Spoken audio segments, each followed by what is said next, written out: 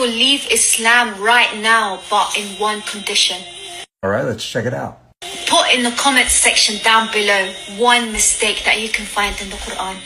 And wallahi, I am going to leave Islam right now. You can't do it. Yes, you can. And I'm not going to just show one, I'm going to show 5. So in Surah 20, verse 71, the Pharaoh threatens to crucify his court magicians. What's the problem?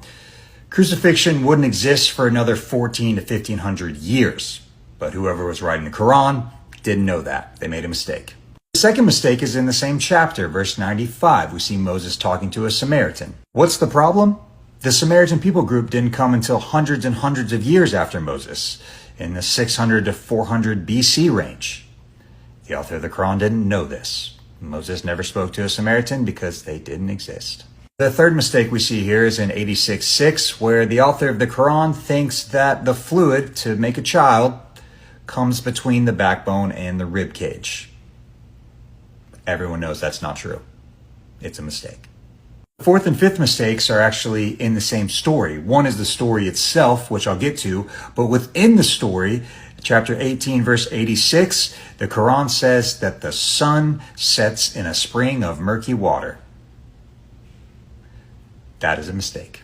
The story itself in Surah 18 is actually about Alexander the Great. He's called the Dul Qarnayn, or the two-horned one. As you can see in this depiction of him, you can see one of his horns. There would have been one on each side of his head. So the story in Surah 18 actually copies this 6th to 7th century Syriac Christian apocalyptic work about Alexander the Great.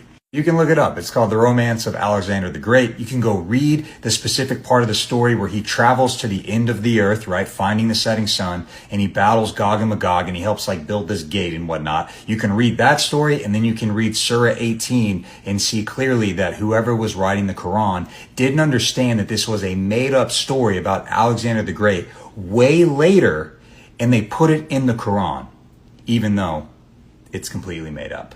Because there are several mistakes in the Quran all over the place in different areas. And so if you're a Muslim watching this, I want to encourage you to do 2 things. One, look into my claims, see if they're legit. But more importantly,